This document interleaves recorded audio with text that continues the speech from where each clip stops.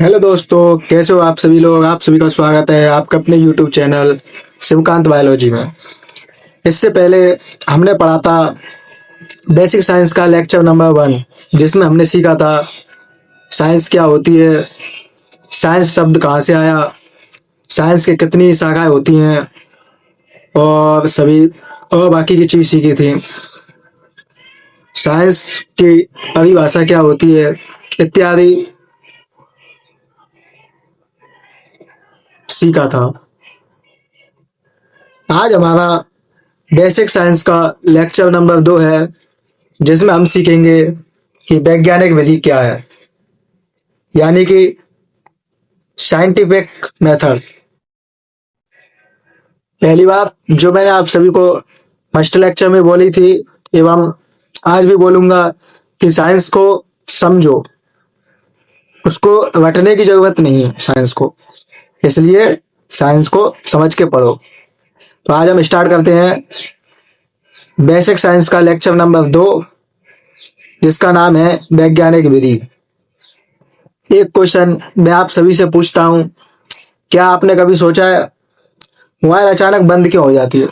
जैसे आप मोबाइल चलाते हो तो मोबाइल का जैसे ही चार्ज खत्म हो जाता है तो मोबाइल अपने आप बंद हो जाती है। तो इसके पीछे की साइंस अभी आपका बेसिक है, इसलिए हम धीरे धीरे इसके पीछे की साइंस भी जानेंगे। जैसे जैसे लेक्चर आएंगे आप सभी को इन सभी क्वेश्चनों का जवाब मिलेगा। जैसे कभी आपने सोचा होगा कि पौधा धूप की ओर क्यों झुकता है।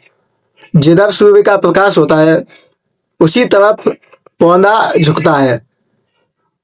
फिर आपने सोचा होगा कि सेब या आम या नींबू या कोई भी फल या कोई भी चीज ये सब नीचे ही क्यों गिरती है। तो इसका भी जवाब आपको आने वाले सभी लेक्चरों में मिलेगा। इसलिए अपने सवालों को और अपनी जिज्ञासा को बनाए रखें, तो आगे आप सभी को इन सभी क्वेश्चनों का जवाब मिलेगा। तो आज हम सीखेंगे वैज्ञानिक विधि क्या है।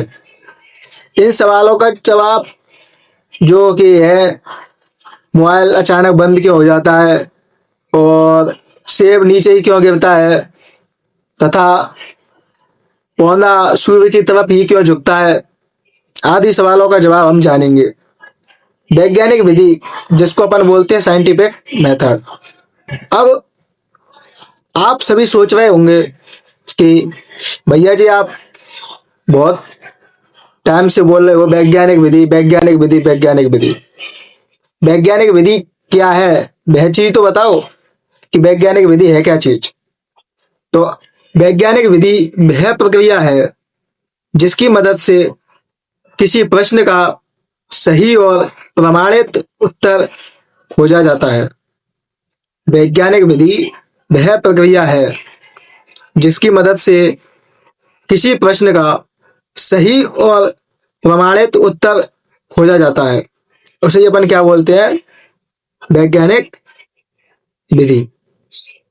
अब मैं आपको कुछ बताऊंगा, एग्जाम्पल दूंगा, उसके माध्यम से आप समझोगे कि वैज्ञानिक विधि है क्या चीज। वैज्ञानिक विधि का मतलब ये है जैसे कि आप किसी चीज की, जैसे कि आप पतंग उड़ाते हो तो पतंग उड़ाते समय आप बहुत चीज सीखते हो। पहले आप पतंग बनाओगे या कुछ लोग होंगे जो बाजार से लेके आएंगे, तो उसके लिए भी पैसों की व्यवस्था करेंगे, इधर से उधर से कुछ 5 रुपए मम्मी से मांगेंगे, कुछ 5 रुपए पापा से मांगोगे। इस तरह करके आप सभी पैसों की व्यवस्था करोगे। उसके पश्चात आप एक पतंग लाओगे। फिर पतंग के साथ साथ आप पतंग को उड़ाने के लिए धागा या जिसे बोलते हैं आप मांझा, वो भी लेके आओगे। उसको अच्छी तरीके से बांधोगे और फिर उसको उड़ाने की ट्राई करोगे। इस पूरी प्रक्रिया को ही हम क्या बोलते हैं, वैज्ञानिक विधि। इस प्रक्रिया के अंदर जितनी भी घटना हुई उन सभी घटनाओं को हम क्या बोलते हैं, वैज्ञानिक विधि। अब जैसे मैं आपको एक एग्जांपल देके बताता हूँ, नेक्स्ट आगे चलते अपन। तो वैज्ञानिक विधि का चरण नंबर 1 जिसका नाम है अवलोकन, जो मैंने आपको पहले लेक्चर में भी बताया था कि अवलोकन क्या होता है। अवलोकन का मतलब होता है किसी चीज को देखना, किसी घटना को ध्यान से देखना। जैसे कि आपने इसको देखा, इस पेड़ को, इस पौधे को देखा आपने, तो इस पौधे को देखो आप, इसकी दिशा उधर है जहां सूर्य है, जहां सन है उधर ही इस प्लांट की झुकाव है। देखो मैं आपको बताता हूं, ये देखो, ये प्लांट रहा और इसका झुकाव भी, झुकाव किधर है, सूर्य की तरफ, ठीक है ना। ऐसे ही मैं बताता हूं कि अवलोकन, तो हमने क्या किया, सबसे पहले हमने इसको देखा कि पेड़ जो है सूर्य की तरफ झुक रहा है। नेक्स्ट चरण नंबर 2, जिसका नाम, चरण नंबर 2 क्या है, प्रश्न। अब आपने देखा कि पौधा जो है, ये पौधा सूर्य की तरफ झुका हुआ है। आपके मन में आया चरण 2 प्रश्न, जो देखा उसके बारे में सवाल पूछना, उसे ही अपन क्या बोलते हैं, प्रश्न बोलते हैं। पौधा धूप की ओर ही क्यों झुकता है। पहले आपने देखा था कि, पहले आपने क्या देखा था कि पौधा सूर्य की तरफ झुक रहा है। ये हो गया अपन का चरण नंबर 1, स्टेप 1। उसके बाद सेकंड स्टेप, प्रश्न कि पौधा सूर्य की तरफ ही क्यों झुकता है, धूप की तरफ ही क्यों झुकता है। सेकंड स्टेप हो गया। अब चलते अपन, चरण नंबर 3 है अपना परिकल्पना, जिसकी परिभाषा है संभावित उत्तर या अनुमान, जिसे प्रयोग द्वारा जांचना होता है। चरण 1 अवलोकन। अवलोकन का मतलब होता है किसी घटना को देखना। उसके बाद आता है अपन का चरण 2 प्रश्न, यानी कि स्टेप 2 क्वेश्चन, यानी कि किसी घटना को आपने देखा, फिर उसके बारे में खुद से सवाल पूछना, या उसके बारे में सवाल पूछना, उसे बोलते अपन स्टेप 2। उसके बाद आया स्टेप 3 परिकल्पना। इसका मतलब होता है किसी क्वेश्चन का अनुमान लगाना, जैसे कि इसका आंसर क्या हो सकता है, इसका आंसर क्या नहीं हो सकता, उसे अपन बोलते हैं परिकल्पना। परिकल्पना में हम एक कल्पना करते हैं, जैसे कि फर्स्ट स्टेप में आपने देखा पेड़ धूप की तरफ झुकता है। सेकंड स्टेप ने आप में क्वेश्चन किया कि पेड़ धूप की तरफ ही क्यों झुकता है। थर्ड स्टेप में आपने कल्पना की, सोचा कि शायद पेड़ धूप लेने के लिए या प्रकाश लेने के लिए धूप की तरफ झुकता है, बट इसका आंसर ये नहीं है। परिकल्पना कभी भी पूर्णतः या अंतिम सत्य नहीं होती। स्टेप 4 प्रयोग, एक्सपेरिमेंट। एक्सपेरिमेंट क्या होता है, परिकल्पना सही है या गलत, इसकी जांच करना ही क्या होता है, एक्सपेरिमेंट। जैसे कि अब आपने एक काम किया, एक पौधा लिया जिसको रखा अंधेरे में, एक पौधा लिया उसको रखा आपने उजाले में, यानी कि धूप में। तो आपने देखा कि अंधेरे में जो पौधा रखा था वह जल्दी बड़ा नहीं होता, एवं धूप में जो पौधा रखा था वो लंबाई भी बढ़ता है और शाखाएं भी उसकी बढ़ती हैं, ऐसे ही। इसलिए प्रयोग से सत्य का पता चलता है। जब अपन किसी चीज का प्रयोग कर लेते हैं तो उससे हमको उस चीज का सत्य का पता चलता है, जैसे इसका वास्तविक चीज है क्या चीज, उसके बारे में। 5वां चरण है डेटा संग्रह। डेटा संग्रह का मतलब क्या होता है, प्रयोग के दौरान प्राप्त सभी जानकारी को लिखना। जैसे कि अब आपने प्रयोग किया, 2 पौधे लिए आपने, एक पौधे को रखा आपने अंधेरे में, एक को रखा उजाले में। फिर आपने एक कॉपी ली, उसमें तारीख लिखी जैसे कि 25 तारीख को आपके अंधेरे वाले पौधे की लंबाई थी 5 सेंटीमीटर और उजाले वाले की थी 5 सेंटीमीटर। फिर आपने अगले दिन देखा, तो अंधेरे वाले पौधे की लंबाई थी 6 सेंटीमीटर एवं उजाले वाले पौधे की लंबाई थी 7 सेंटीमीटर। तो इससे पता चलता है कि जब पौधा प्रकाश में रहता है तो ज्यादा वृद्धि करता है। ऐसी बहुत सी चीज अपन लिखते हैं, जैसे कि पेड़ में पत्तियां कितनी थी, पेड़ में फल कितने थे। इन सभी चीजों को एक एक कॉपी में लिखना या एक बुक में लिखना, उसे सही तरीके से उसको व्यवस्थित करना ही डाटा संग्रह कहलाता है। सही डेटा आएगा उसे ही अपन सही परिणाम बोलते हैं। ठीक है। स्टेप नंबर 6, विश्लेषण। विश्लेषण का मतलब क्या होता है? डेटा को समझना एवं सही निष्कर्ष की तरफ जाना। जैसे कि आपने देखा कि धूप वाले पौधे की लंबाई ज्यादा बढ़ी, अंधेरे में जो पौधा था उसकी लंबाई कम बढ़ी। तो विश्लेषण हमें सही उत्तर की तरफ ले जाता है।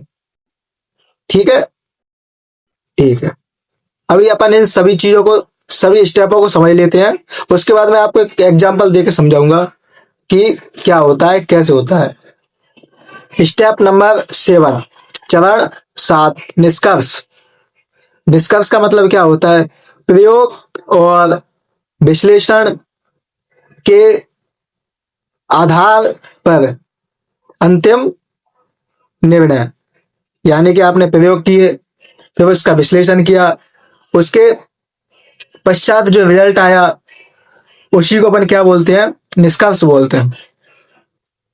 तो निष्कर्ष क्या आया? पौधे प्रकाश की ओर बढ़ते हैं, ये अपना निष्कर्ष आया। ठीक है।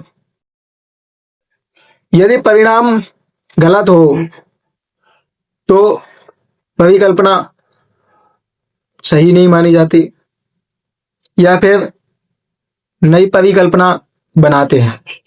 ऐसे अपने 7 स्टेप हैं। अब मैं सभी स्टेपों को, 7 स्टेपों को समझाता हूं। अब मैं आपको वैज्ञानिक विधि के सभी 7 स्टेपों को समझाता हूं। पहला स्टेप है अवलोकन। अवलोकन का मतलब देखना। तो देखेंगे कैसे?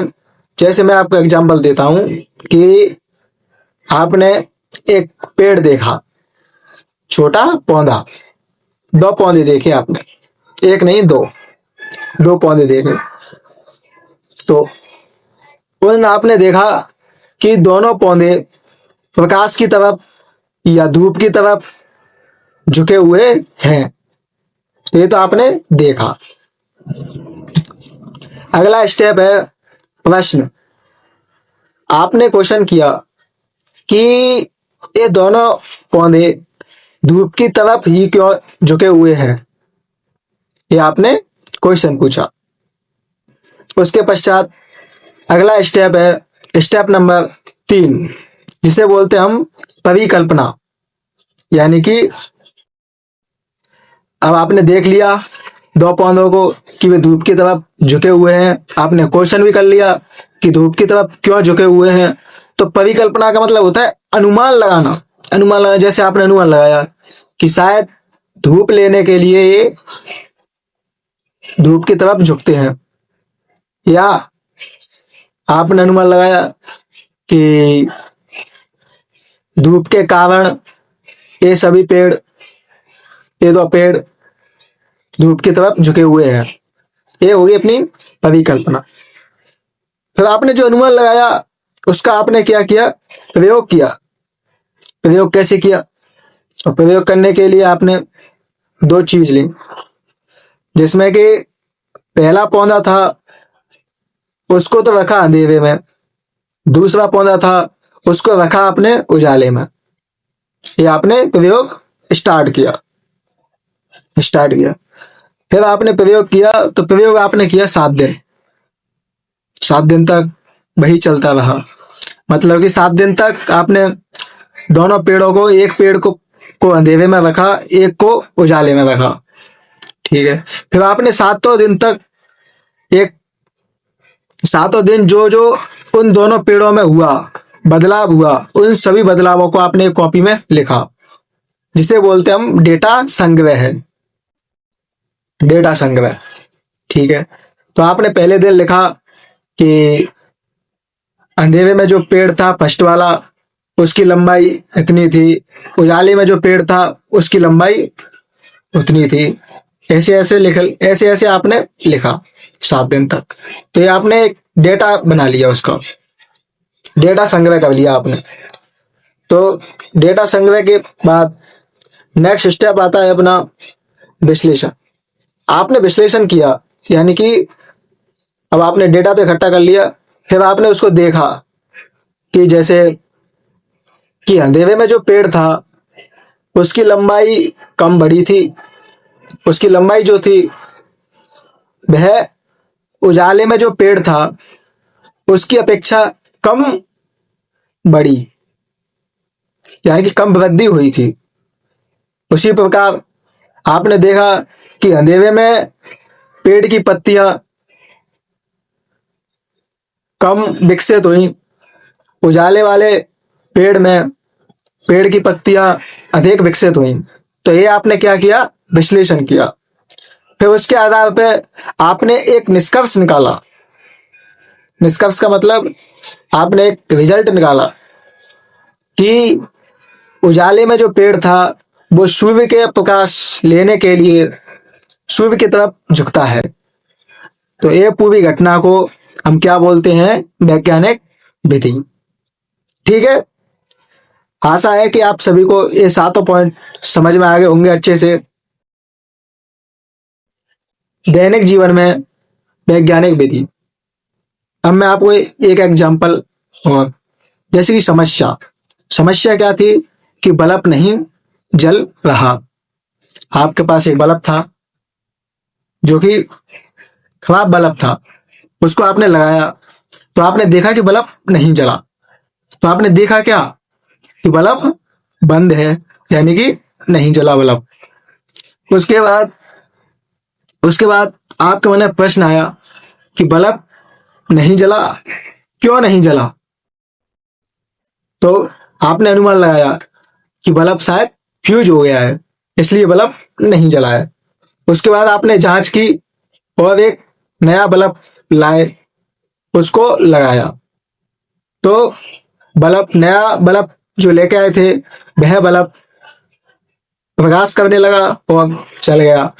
तो इससे निष्कर्ष क्या निकला, निष्कर्ष ये निकला कि पुराना जो बल्ब था वह फ्यूज हो गया था, यानी कि खराब हो गया था।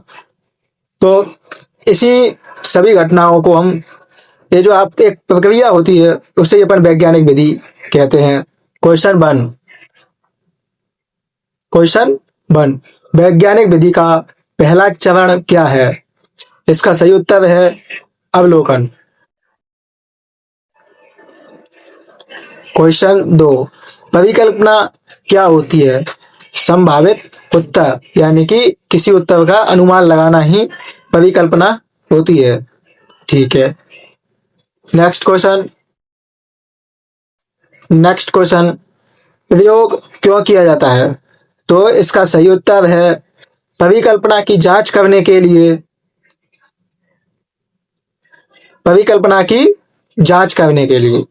ठीक है। जैसे जैसे आप साइंस को धीरे धीरे पढ़ोगे आप सभी का मन लगने लगेगा, और अभी आपको मैं कुछ दिनों बाद लाइव प्रैक्टिकल करके दिखाया करूंगा, जिससे कि आपको साइंस पढ़ने में बहुत मजा आएगा।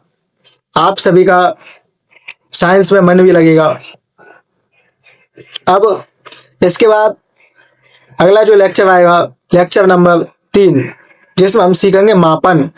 मापन क्या होता है, कैसे मापते हैं, क्या होता है, इन सभी चीज के नॉलेज हम लेक्चर 3 में सीखेंगे। जब तक के लिए धन्यवाद। वीडियो अच्छी लगी हो तो वीडियो को लाइक करें, चैनल को सब्सक्राइब करें और अपने सभी दोस्तों के साथ इस वीडियो को शेयर करें, जिससे कि जिन भाइयों का या बहनों का साइंस पढ़ने में मन नहीं लगता है, वो ज़्यादा से ज़्यादा साइंस को सीखें एवं समझें। थैंक यू, धन्यवाद।